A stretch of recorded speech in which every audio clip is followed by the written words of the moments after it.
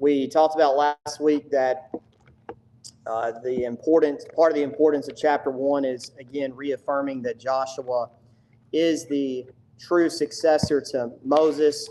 We talked about how there were times in the life of Moses where he faced challengers to his authority, whether that be from his own family, whether that be from other groups of people. And in all of those cases, we know God made it very clear that Moses was his appointed leader, and there wasn't any change to that. So when Moses died, obviously that creates a very important transition in the history of Israel, because they had been under the leadership of Moses ever since captivity. And so in terms of trying to find a leader, may not have been that easy, except for the fact that we know that God has already commanded that Joshua would be the leader of God's people. And that's what verses 1 through 9 were given to do.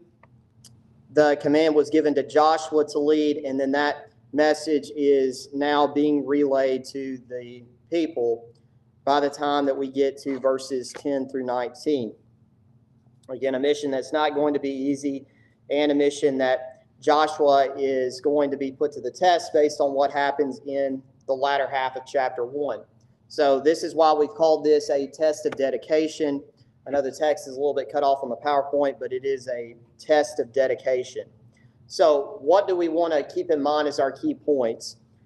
First of all, what's going to come out, or what I hope we get out of this section of Joshua chapter 1, is that a follower of God can never have a sense of entitlement.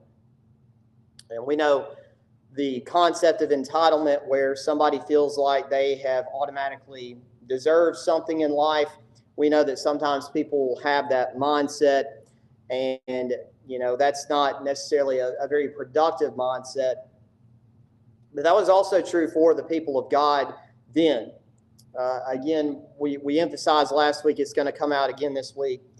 What they are given is a gift, right? And they had to be a very good steward of the gift that they were given. Otherwise, as we know, the implication is it could be taken away from them. And so, in other words, the people should not have expected to always stay on there, to always stay on the land without any, without having to meet any conditions, because there are going to be that. And as we'll talk about, a sense of entitlement sometimes may keep us from being the type of hard worker that we need to be. Obviously, as Christians, that's also true. We'll point out too that as Christians, when we develop a sense of entitlement from a spiritual perspective, that's usually not going to usually lead to a positive end. Another key point is that sometimes sacrifices have to be made for the greater good, at least for the greater good of the community. And that's going to be the crux of the matter that we look at the end of Joshua chapter 1, is whether or not the people who are going to be asked to essentially sacrifice themselves for the greater good, will they be willing to do that? Will they be willing to do that to help ensure that the people of God are going to have the ability to take over the land of Canaan? That's going to become a central issue, and a central question about whether that will happen now that you have a new leader. So we're going to break this down into two smaller sections, verses 10 through 15, looking at Joshua's command, and then verses 16 through 18, the response of the people to what Joshua has to say. Again, we keep in mind what Joshua is about to say has already been stated to him by the Lord, but now it's time for the rest of the community to hear what's about to happen next. So let's notice Joshua's command, and let's look now at verses 10 and 11. The text says that Joshua commanded the officers of the people, saying, "Command the people, saying, prepare you victuals, for within 3 days you shall go over this Jordan to go in to possess the land which the Lord your God giveth you to possess it." And so, noticing now in verse 10, we notice that these directives are given through officers. Joshua is relaying to the officers to then go and tell the people what's about to happen. We know that this is important because we have a group of people that I think a lot of commentators would suggest that you're talking about well over 1 million people here among the people of God. And so trying to have one messenger would be very difficult. And so the officers or the heads of the people are told to relay this information. And what we see from that, obviously, too, is that this system works that Moses had been advised to put in place all the way back in the book of Exodus. This is, again, a subtle reminder in verse 10 that the heads of the families who had essentially submitted, and their ancestors had submitted to Moses' authority, we read about them here also doing the same thing, because the implication is that this message is transferred faithfully to the rest of the people. So the officers then have great trust in Joshua, again, reaffirming that Joshua was indeed the true successor to Moses. And as it says, verse 11, pass through the host and command the people, saying, prepare you victuals. And if you've got another translation, what do you have for the word victuals in verse 11? Provisions, right? And so the point is, you've got to prepare provisions before you enter into the promised land. Because even though it is a land flowing with milk and honey, you're not going to really enjoy if you think about settled agriculture, you're not going to really be able to enjoy settled agriculture until you've had time to settle on the land. So they have to prepare provisions beforehand. And this is an indication to us that what has God now stopped giving to the people? Yeah, the manna, right? And let's look back for a moment at Exodus chapter 16, because this gives the implication here of preparing provisions. And why this command is so important is because while they wandered in the wilderness, for the most part, God had given them their provisions. They didn't really have to do a whole lot besides the commands that were given in Exodus 16. Now, there are a couple of reasons why they had to gather extra provisions. And if somebody would read for us Exodus 16, verses 18 and 19. And when they did measure it with an omer, he that gathered much had nothing over, and he that gathered little had no lack. They gathered every man according to his eating. And Moses said, let no man leave of it till the morning. So when it came to being given the manna, how often did they collect the manna? Yeah, they collected the manna every day except for the Sabbath day. And that's because the day prior they had to gather what? They had to gather double, right? Notice here that the provisions that are being talked about, this is not going to be a reference to manna, because this is a reference to something that is more long-lasting, right? Because they're told to gather provisions now, but this is not a continuous thing. And the reason why is that if we drop down to Exodus 16 and verse 35, what does it say about the giving of manna? And the children of Israel did eat manna 40 years, until they came to a land inhabited. They did eat manna until they came unto the borders of the land of Canaan. So how long would God provide them with manna? According to Exodus 16, verse 35. 40 years, right? Well, and specifically 40 years until what? Until they came to Canaan, which is exactly what's happening here. So the implication that Joshua is given here is this is a rather special event. This is not what they were used to in the wilderness, where they did this every single day except for the Sabbath day, because the indication is God's about to stop providing manna to you, which again means that when they enter into the land of Canaan, they're going to have to do what? To have food. They're going to have to work, right? And obviously that we'll talk about how that translates into, their responsibility to themselves and God a little bit later on. But those provisions are necessary to gather. Now, one thing that I kind of forgot about is what's said in Deuteronomy 2 and verse 6, because, in my mind, I'm thinking that they always ate manna and quail. But if somebody read for us Deuteronomy 2 and verse 6. You shall buy meat of them for money, that you may eat, and you shall buy water of them for money, that you may drink. All right, so in that context, that's actually talking about the people of Edom. And while they wandered in the wilderness, God did give them permission to actually go and buy land from the Edomites because of what reason?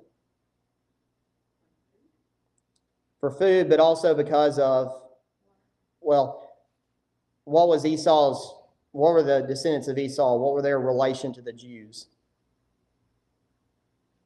You think about Esau and Jacob, right? What relationship?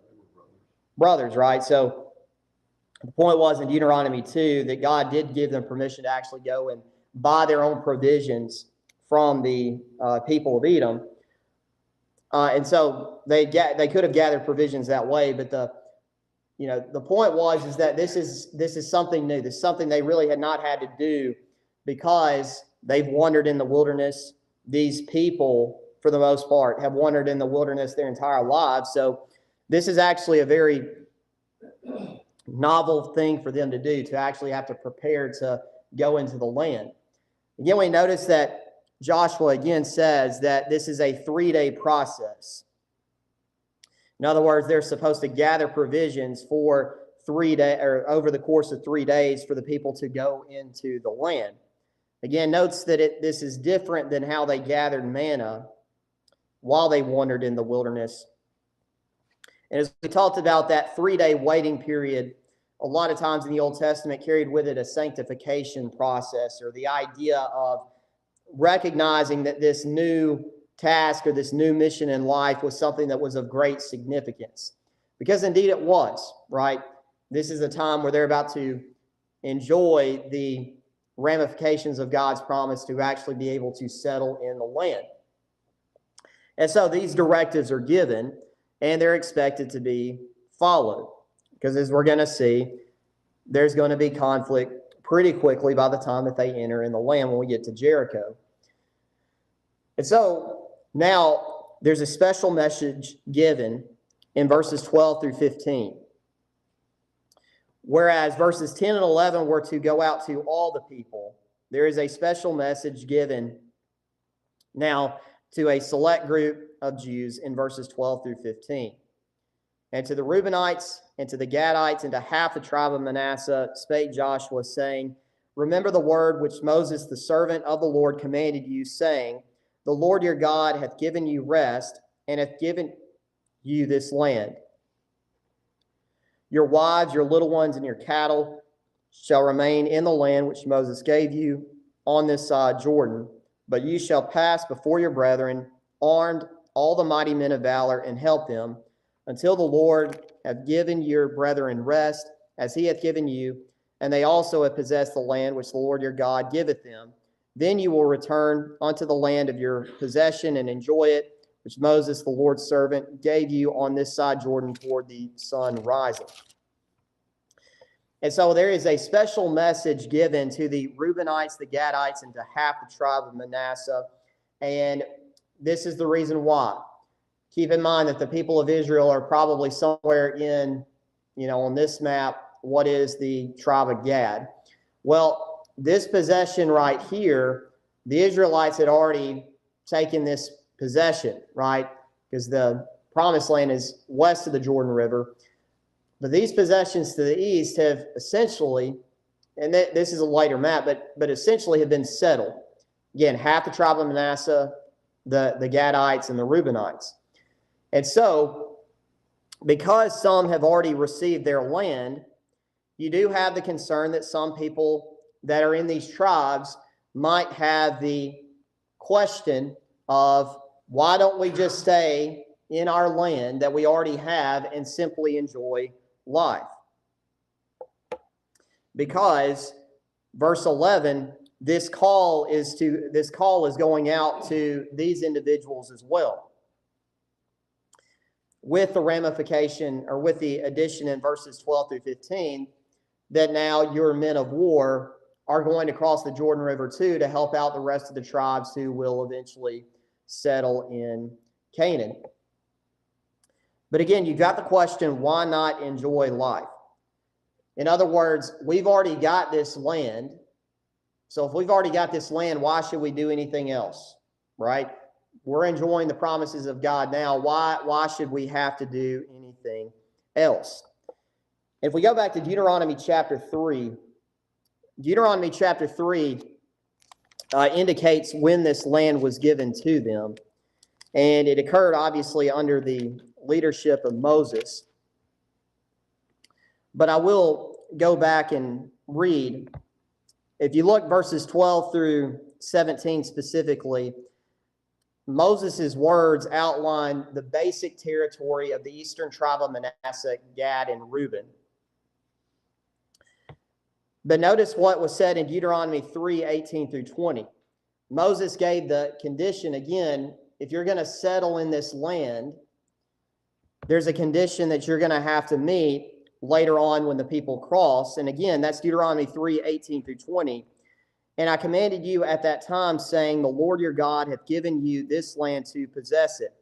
You shall pass over armed before your brethren, the children of Israel, all that are meet or prepared or qualified for the war, your wives and your little ones, your cattle, for I know that ye have much cattle, shall abide in your cities which I have given you, until the Lord hath given you rest unto your brethren.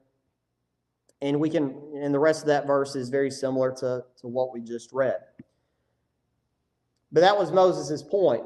If you want this land, which they obviously did, and Numbers 32 gives us an indication of, if you go back to Numbers 32, that actually details when they actually made the request of Moses to get this land.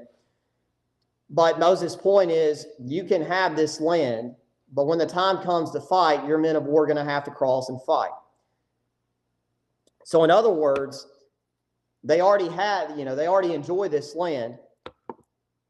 But if the men of war decided to not cross over that land, what did that mean for the rest of the people?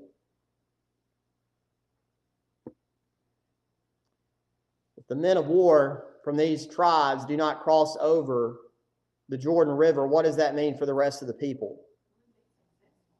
They wouldn't be successful, right? If you notice, this is Deuteronomy 3 and verse 20. This is also in Joshua 1. According to God, when would they be given rest? When would Israel have rest? When all the land, essentially when everybody was finished. They would not have rest until everybody was finished. And that's the point that Moses made. That's the point that Joshua is now making. You might think that you have rest right now because you've already gotten this land, but you're not going to be permanently, or you're not going to have a more long-lasting rest until your other brethren are able to successfully establish their own tribes on their own land west of the Jordan River. And again, here's where that concept of entitlement comes in, because had these individuals felt entitled, they would not have gone through, or they would have simply rejected what Joshua had to say. Because we've got this land, we've earned it, so we don't have any need to do anything more than what we already have. The problem is that that wasn't going to be good for God's promises. Again, the promise was that the entire land of Canaan would be given to the Israelites and they would settle it. But of a sense of entitlement, that would have put that promise in jeopardy, at least their responsibility to that promise. And that wouldn't have been good for the other tribes. And obviously, we make the point for us as well, is that sometimes when we as Christians, if we feel like we are entitled, where we have done enough work for the church, or we've been a Christian long enough, or we've dedicated enough time to the church, when we start to develop that mindset, there could be other people that we are hurting in that process. The men of war, if they adopted that mindset, they would have hurt their brethren west of the Jordan River. You know, we don't know how many Christians could be hurt by when we adopt a sense of entitlement and say, well, I put in enough work, or I've done enough so I don't have to do that particular job, or that particular job is beneath what my abilities are as a Christian. Well, if I develop that mindset and say that I'm too good for something, or I've done enough so I don't have to do this particular work of the church, you never know how many people you could hurt in the process, how many people are not encouraged, how many people are not benefited by our example. And, you know, that the consequences of that are obviously, you know, terrible, spiritually speaking. Some people may not be brought to Christ because they see the sense of entitlement that we have and say, well, doesn't really reflect a Christ-like attitude. And that's what's at stake here, right? Because they enjoy the land, to tell the men of war, you know, leave your wives, your children, the land that you have, your wealth, leave all that behind, cross the river, that's not going to necessarily be an easy message to hear. But as Joshua has reaffirmed, and this is why it's important to note that God is trying to emphasize here that this is a gift. This is Joshua's point. The reason why you have those three, you know, the reason why you have this land east of the Jordan River is because God, through Moses, said you can have it. In other words, it's just as much a gift as what the land was west of the Jordan River. And if they keep in mind that all of this is simply a gift, and they really didn't do anything to earn this land, then it's going to provide the motivation for the men of war to cross over the Jordan River and to fight, because they want to retain that gift. Again, verse 13, it says, what Moses said, the Lord your God hath given you rest and have given you this land. You didn't do anything to earn it. God gave it to you. So you have no reason to have a sense of entitlement. That could be very dangerous. So again, the men must remain behind, or the men of war must go on, while the wives, the cattle, and the little ones have to remain behind. And when you go back to Numbers 32, it goes through the details of how this arrangement was made. But the earlier members of the eastern tribe of Manasseh, Gad and Reuben, made an agreement in that chapter with Moses. And that agreement was that if you give us this land, then when the time comes to cross the river, our men of war are going to go and fight with you. And that was the condition of the reason why they were given this land, because of the guarantee that they would cross over and fight. And one of the reasons why they made that request to Moses is because of what we saw in Deuteronomy 3. But these tribes right here had a large number of cattle, and so they needed the extra land to be able to, you know, have land for grazing. But they made that promise, and now it's time to live up to it, is what Joshua is saying, right? Remember that Moses through God, or God through Moses, gave you this land, but now it's time to honor your agreement. The mighty men must go into the land as well. They must fight, and as is indicated in verse 15, when they successfully help the western tribes, then they return home. Which, how long would that take? Well, we're going to see that there are numerous battles that have to be fought. There's a lot of time that elapses in the process of settling the west of the Jordan River. Those are things that these men of war have to take into consideration. But the point is that you've made this decision, you've made this agreement, it's time to fulfill that, right? It's time to uphold your end of the deal. And again, as the consequence is, once you do that, then you will have rest. Not now, but once Israel is finally settled, you will have rest. And the connection is obvious to that. We know, of course, that you have Saul and David and Solomon who help later on in time strengthen the kingdom of Israel and make it very secure. All those men come from, either Judah or Benjamin, right? Tribes that are west of the Jordan River. And so the permanent rest, or the long rest that's being talked about here, we can tie that into the leadership of kings in the future. Those kings don't come about unless the men of war now cross the river and help the tribes west of the Jordan River. And that's the point. The rest will not come until the whole has been secured.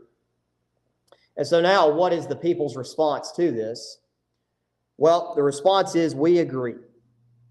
Notice verses 16 and 18. They answered Joshua, saying, all that thou commandest us we will do, and wherever you send us we will go. According as we hearkened unto Moses in all things, so will we hearken unto thee. Only the Lord thy God be with thee, as he was with Moses. Whosoever he be that doth rebel against thy commandment, and does not listen unto thy words, in all that thou commandest him, he shall be put to death. Only be strong and of a good courage. So this test, as it turns out, is successful, right? The people are going to respond. They agree to it. We notice here that as a consequence, we've got a reaffirmation of Joshua's leadership. The people are willing to go and fight for their brethren. Again, this fits within chapter 1 because chapter 1 is establishing Joshua's leadership. And here you've got individuals willing to follow a command that some might think was a very very difficult command to follow. It shows that Joshua was trusted as a leader. If you look at Judges 5, verses 16 through 17, in that passage, which was the song from Barak and Deborah, that reference in Judges 5, 16 and 17 talks about how some tribes, because of bad leadership, would not protect their other brethren. And here, that's a contrast to here, where Reuben, Gad, and the eastern tribe of Manasseh are willing to go and fight for their brethren and protect them. And like the first point, this goes back to our second key point, and that's that sometimes sacrifices have to be made for the greater community. I know in the United States, we prioritize things like individualism. We prioritize things like individual freedom. And those are all good things to enjoy. But sometimes we might embrace those aspects to a very extreme degree. And there are a lot of people who are so focused on individualism that they don't think about being concerned about the rest of the community, right? Whether that's maintaining their individual rights, their individual freedoms. They prioritize that because that is an American way to think of. But what we have here is that within God's people, there are times where we have to sacrifice our individual wants in order to meet the needs of the greater community. The men of war are not going to gain anything, at least physically. They're not gaining land by crossing over the Jordan River. But Joshua's point is that it's time for you to sacrifice for the greater good of your community. And in that way, everybody benefits because the borders of Israel will be more secure. After all, the tribes who have not yet settled the land were also responsible for helping get you to where you are now, to where you occupy this eastern land. And so sometimes as Christians, we've got to remind ourselves that there are sacrifices that we have to make that we may not want to do based on what we individually want to do, but in order for God's purposes to be successful, sometimes we have to sacrifice our needs and wants in order to make sure that those goals are met. You know, obviously within the church, that can apply in a number of different ways. There may be some things that we are not able to do, whether that's within the work of the church or whether that's within worship services. There may be some things that we want to do, but we can't do. And, sometimes we may have to sacrifice that because we're thinking about the greater good, whether that's being faithful to the law of God, whether that's letting somebody a little bit more qualified handle these matters. I know we don't have this problem, but I know that there are churches where it does happen, where, there are individuals that feel that they are qualified to be elders, may want to be elders, but are not in a position to actually serve as elders. Well, having that mindset, sometimes you have to recognize you might want to be an elder, but if you don't meet the qualifications to be an elder, you've got to sacrifice that want, because it's not going to be good for the rest of the congregation for somebody to serve as an elder who is not qualified to be an elder. And I'm sure you get what I'm saying there, but there are churches where you have individuals who are thinking about what's best for them, and that can wind up tearing a church apart. Whereas here, the people are thinking about what's best for the entire nation. We're willing to sacrifice our individual needs and wants for what the nation needs. And they do that because they trust Joshua as a leader. And naturally, if they decide to rebel against this agreement, the men of Reuben, Gad, and the eastern tribe of Manasseh are very blunt. Rebellion against Moses and Joshua's command will result into that individual being put to death. And again, notice how verse 18 closes. Only be strong and of a good courage. In other words, because this was tied into Joshua having faith in God, the people now need to have faith in what Joshua is saying, right? The men of war need to have faith that based on what Joshua is saying, yes, they're going to risk their lives by participating in battle, but be strong and of a good courage, or remember that this will work, is the point. And so that's chapter 1. Again, those key points, a very famous passage. You have the image here of people willing to sacrifice in order to help their brethren out, and they do this because they don't have a sense of entitlement about where they're currently at. Are there any thoughts or comments on what we want to say before we close this morning? You would think it would have been very tempting for those 2.5 tribes to forget about the promise they made, to stay in their land with their wives, their cows. I've got a sick cow, I've got a sick kid, I don't need that, I'd like to go help fight. But, right. This has come up, and this has come up, but they didn't. They kept their word and they kept their focus. And so, they just, I think, is a great example. Sometimes we try to find loopholes to get out of doing whatever, but, we need to keep our focus. Right. And do what is best for the overall good of now the church. Right. Jesus gave a parable kind of similar to that point about, you got the individuals here, they're not going to make excuses for why they can't go. They're very willing, based on what we read about in verses 16 and 18, they're very willing to go and participate. You're reminded of the parable that Jesus gave about the invitations that were sent out for the wedding, and some came up with all different excuses for why they could not go to that wedding. And it really made, in the parable, it made God upset that these people rejected the invitation that he was given. And so what did he then do with the invitation once those people rejected it? Yeah, he gave it to others, right? People who are not initially guaranteed those promises. And that was a reference to the Gentiles in the church. But the point is true, is that when it comes to the work of God, there are people who are going to find excuses to not fulfill their responsibilities to God, but God's not going to accept that.